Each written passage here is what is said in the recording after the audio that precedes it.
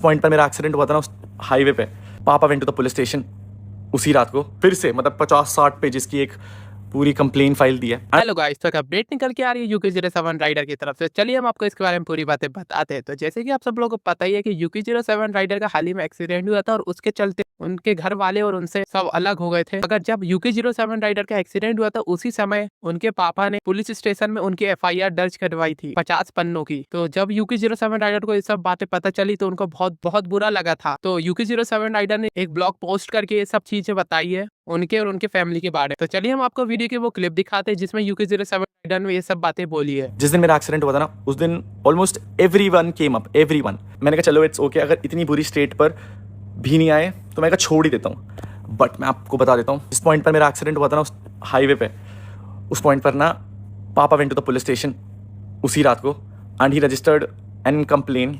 बहुत सारी चीज़ें लिखी थी उस कंप्लेन लेटर में, मुझे नहीं पता चला उस पॉइंट ऑफ टाइम पे। जैसे जैसे वक्त बीतता उस कंप्लेन लेटर्स पे इन्वेस्टिगेशन होती रही।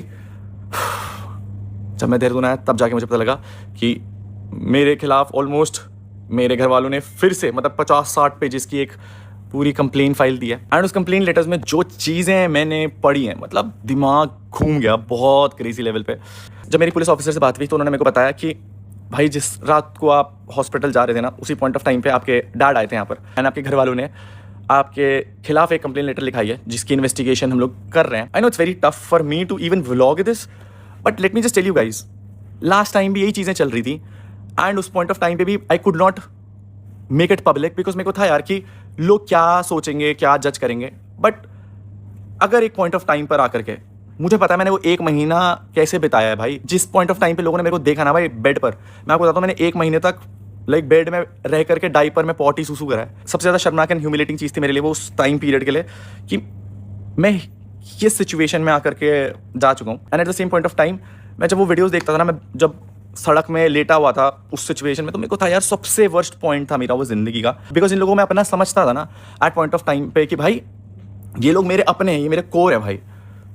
आई don't know what they were trying to do.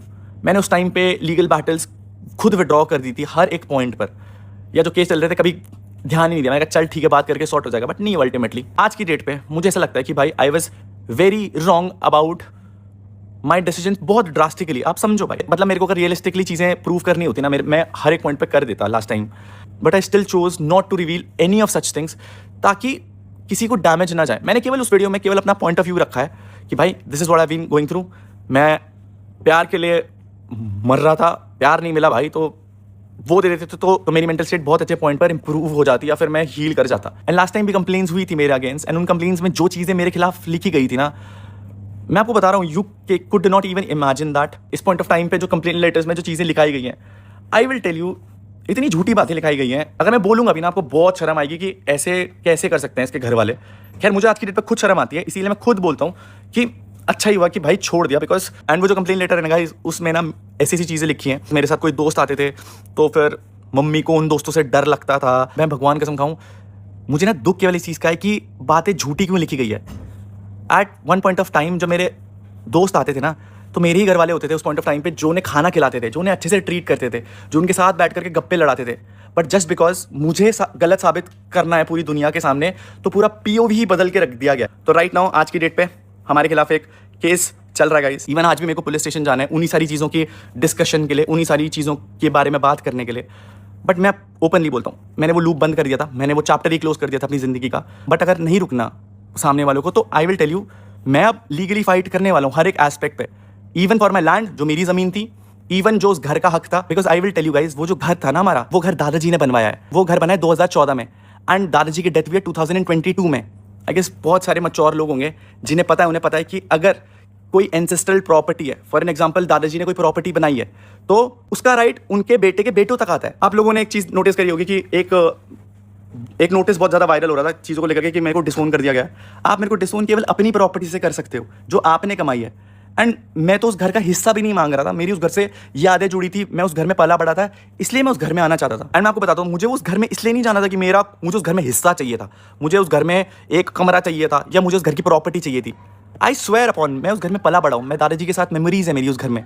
मैंने अपना व्लॉगिंग करियर उस घर से शुरू करा है, हर एक छोटे से छोटा व्लॉग उस घर में बनाया है, इसलिए मुझे उस घर में आना था। एंड मैं जितनी बारी भी घर गया हूँ ना, आई स्वेयर मैं केवल इसलिए बोला हूँ कि इस घर पे मेरा भी शायद उतना ही हक है। हक मतलब इमोशनल वैल्यूज का, सारी चीज़ों का भाई, मेरा और कोई पॉइंट ऑफ व्यू था ही नहीं उस घर के रिगार्डिंग।